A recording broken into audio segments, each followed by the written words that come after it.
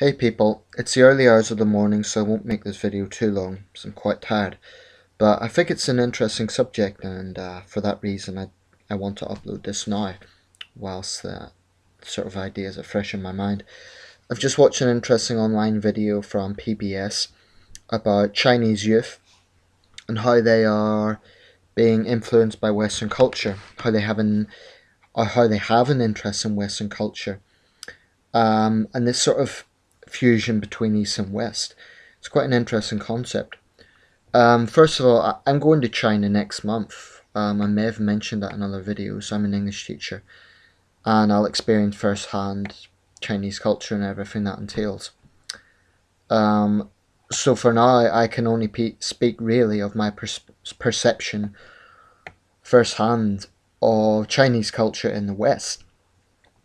Um, it's probably quite well known that there is a big interest in Chinese culture in the West that takes many forms. Narrowing that down a little bit to Britain, where I'm from, that could be found in, for example, Chinese cuisine. Chinese food's very popular here, although it could be argued that the sort of Chinese takeaways we get is not really authentic Chinese food. Um, at least not as authentic as food you would get in China itself, but nevertheless, there's an interest in Chinese cuisine. It's very popular. Martial arts, coming from China and other parts of the Far East, have been popular in the West since at least the 1970s. A lot of sort of Bruce Lee movies back then popularized that, and subsequently they've been seeing films like The Karate Kid and so on, which not just Chinese, also Japanese. Um, and of course, perhaps the oldest example would be the Chinatowns. Every sizable Western city probably has a Chinatown.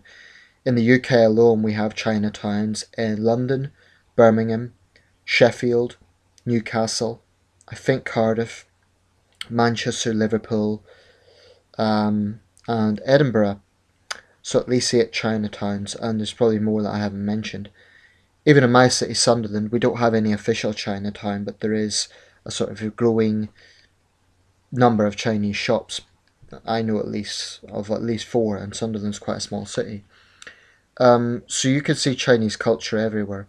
A lot of nail salons in the local shopping centre here are sort of run by Chinese people, and there's a big interest also in traditional Chinese herbal medicines.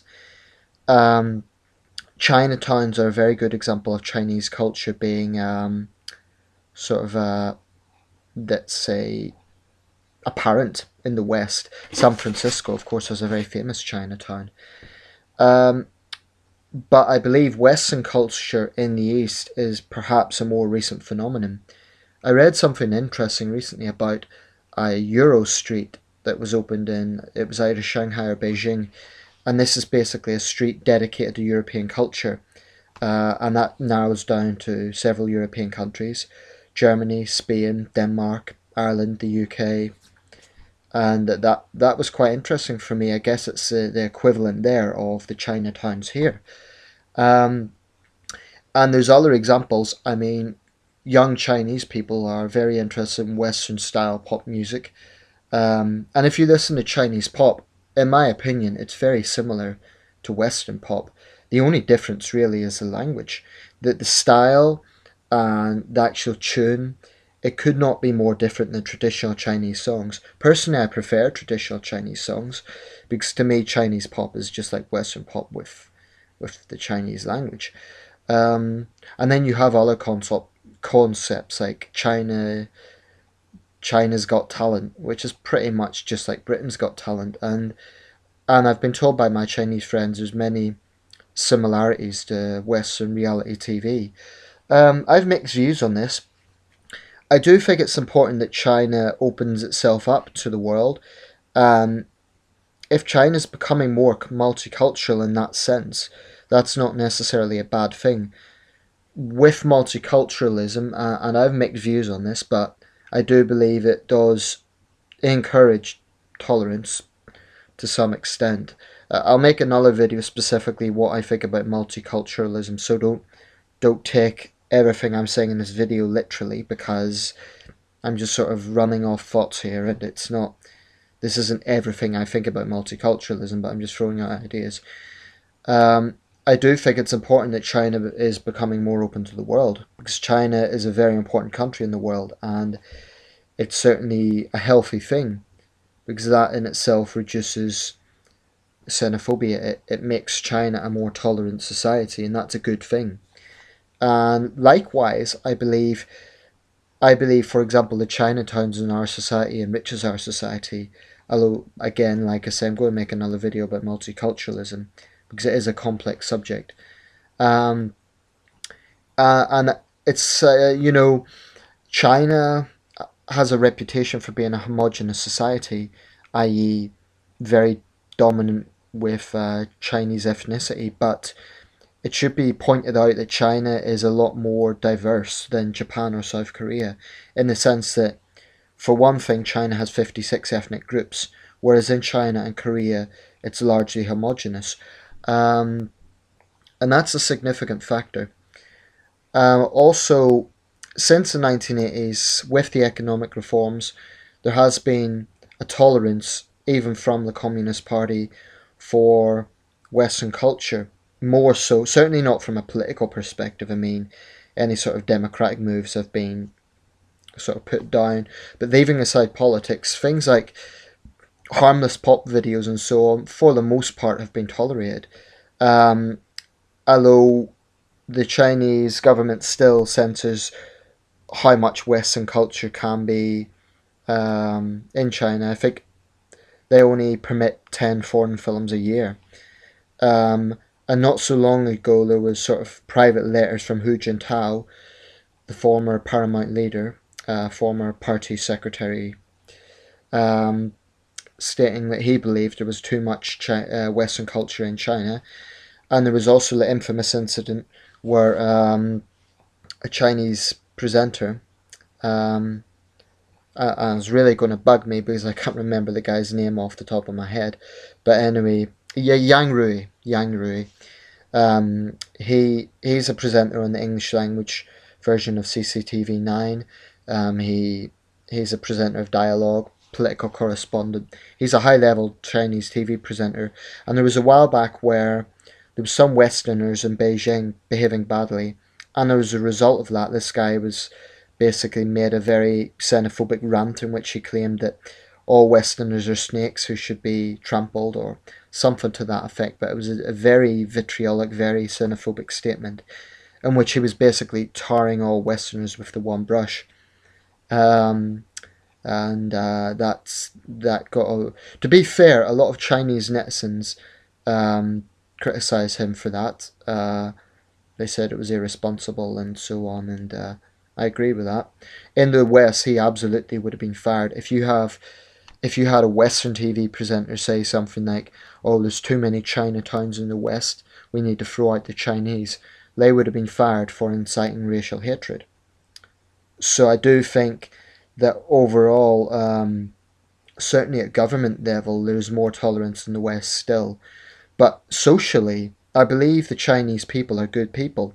I believe especially young Chinese people are open-minded, and they are interested in other cultures. Certainly all my Chinese friends have been very open-minded from what I've seen. They've always shown interest in British culture, and I commend them for that. But this is an interesting concept of East meeting West and the two cultures fusing together. The Communist Party itself is still very paranoid about any outside influence. To be fair, they have improved in this regard, and some of that credit has to go to Deng Xiaoping for his economic reforms. But the party is still very paranoid about outside influence. And yeah, I think it's an interesting concept. Um, I do believe in the future that more Western culture will be tolerated. Incidentally, I'm not of the opinion that Chinese people becoming more Western is necessarily a good thing.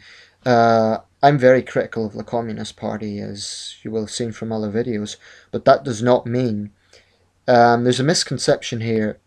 there, there's a difference between criticizing a political system and sort of social imperialism or cultural imperialism, so to speak. I do not want to see Chinese people become so westernized that they're basically just like Westerners and speaking the Chinese language. I do believe that Chinese culture should be preserved. I think that's a good thing. Um, it would be a very sad day if traditional Chinese culture was stamped out. And in this PBS video, which I'll put a link to, a lot of these young Chinese people are sort of saying they have sort of rational approaches. They're saying like it should be a 50-50 approach. I think Chinese culture should be preserved in China. That's very important, but not to the detriment of not to the point where there's a xenophobic attitude to other cultures. And if there is a situation developing where there's sort of Euro streets, that's maybe a good thing, because Chinatowns are very old in the West, and most Westerners are very tolerant of Chinatowns. We like buying things from Chinese shops. They're a good part of our society. They make society more colourful, and they're generally quite popular. Um, it's quite common to see Westerners visiting their respective cities' Chinatowns. Um, and in some cases, you don't even get that many Chinese people living in the Chinatowns. It's just where there's a lot of Chinese businesses.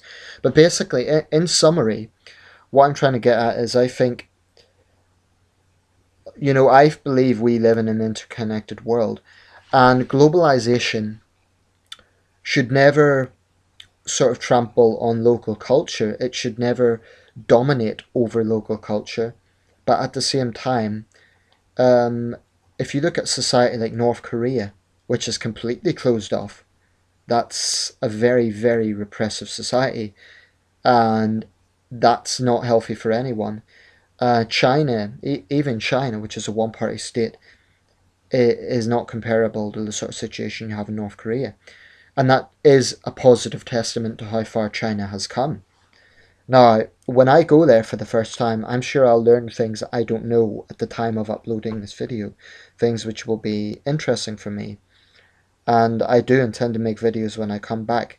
But I just thought I'd sort of give my insight into what I think of this video and what I think of East meets West. I believe it's very important to maintain Chinese culture, just like I think it's important within Western societies that we maintain a sense of British identity, a sense of American identity, and so on. Um, Multiculturalism, and I'll make another video about this, but it can be positive, but it's a complex issue, and it's not entirely a good thing. There just needs to be a sort of balanced situation of tolerance for other cultures, endorsement of other cultures to some extent, but not to the point where those other cultures are too dominant.